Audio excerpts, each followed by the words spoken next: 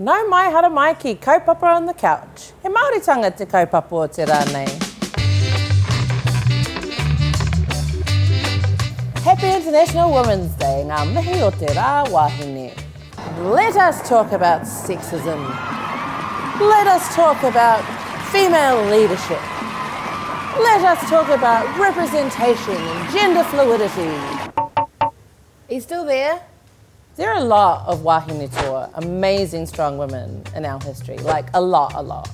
Too many to mention here. But it is worth talking about the role that women play in Māori society. Have you ever heard someone say, oh, it's sexist that women have to sit in the back on the marae and that they're not allowed to talk? Well, there's a really important reason for that. Men and women had different roles in traditional Māori society, but one wasn't seen as lesser than the other. For instance, having children didn't make you weak. In fact, the reason the first voice you hear on the marae, the karanga, is a woman's, is because women are the only ones that can bring forth life. Later, when it's time to whai kōrero, men go to the front to battle with their words, but sometimes physically, depending on the subject, and women would sit in the back to be protected. Basically, it's okay if the men die, but the women are the future of the hapus, so they have to be protected. There are as many atua wāhine as there are atua tāne, and heaps of stories about strong, brave women. It's thought that some of the stories about women have been lost because there are no gendered pronouns in te reo Māori. It's the same word for him and her. So early Europeans might have just assumed that some of those stories were about men. But one of my favourite stories is the story of Wairaka, the daughter of Tōrua, the captain of the Mātātua Waka. Wairaka was a strong leader and a renowned sailor. One day, Mātātua, the waka, came loose and was set adrift. Wairaka cried out, kia whakatāne ake au kia hau, let me make a man of myself. And she swam out and she pulled the waka back in. Whakatāne is named after that heroic deed. Whakatāne and whakawāhine are also terms used by transgender takatapui whānau to describe their transition. And some believe that Wairaka was a transgender tupuna, which is also pretty cool. There's so many cool stories, and this is why I get a little bit hoha when people say women in New Zealand were the first to get the vote in 1893. I mean, we should be proud, sure, but Māori women already had a vote. Indigenous women all over the world probably already had a vote. At huirunanga, which were like a town meeting where important decisions were made and problems were discussed, women had a vote.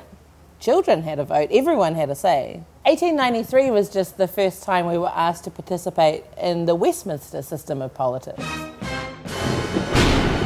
In fact, while New Zealand women were campaigning just to have the right to vote, one Māori woman was already asking for the rights for women to stand for Parliament. At a meeting of the Māori Parliament, Te KOTAHITANGA, in 1893, Mary Mangakahia presented a motion requesting that women participate in the selection of members. During her speech, she urged that women should not only be allowed to vote, but should be allowed to sit in Māori Parliament as members. It made sense as Māori women were landowners in their own right, and a lot of them were more competent at managing the land than the men. And she also argued that as many appeals to Queen Victoria about Māori problems had been totally ignored, maybe she was more likely to listen to another woman.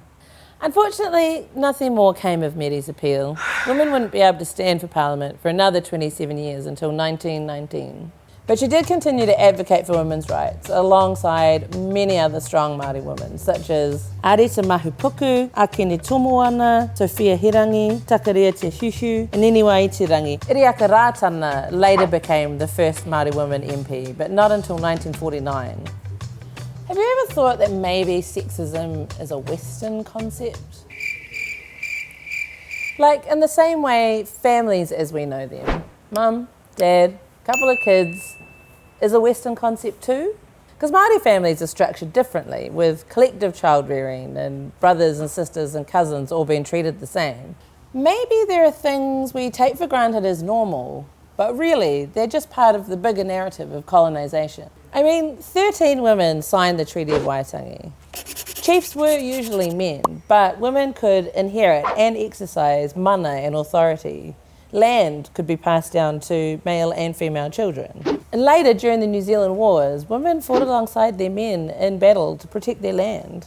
And more recently, during the land and language protests of the 1970s, many of the leaders were women. Dame Whina Kupa, Titawhai Harawira, Eva Rickard, Hilda Harawira. In 1993, a group of Māori women filed a claim to the Waitangi Tribunal, alleging that the Crown's actions had discriminated against Māori women and deprived them of their spiritual, cultural, social and economic well-being protected by the Treaty of Waitangi.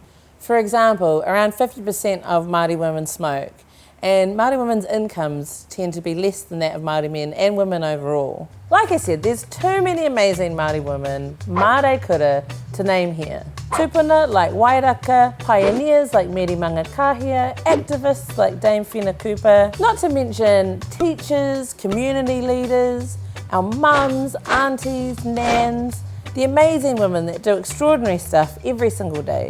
Who are the wāhine toa in your life, in your whakapapa? Comment and celebrate them below. Ngā mihi o te rā wāhine, ka kite au ki a koutou katoa. See you again soon on the brand new spin-off TV, coming to 3 in June.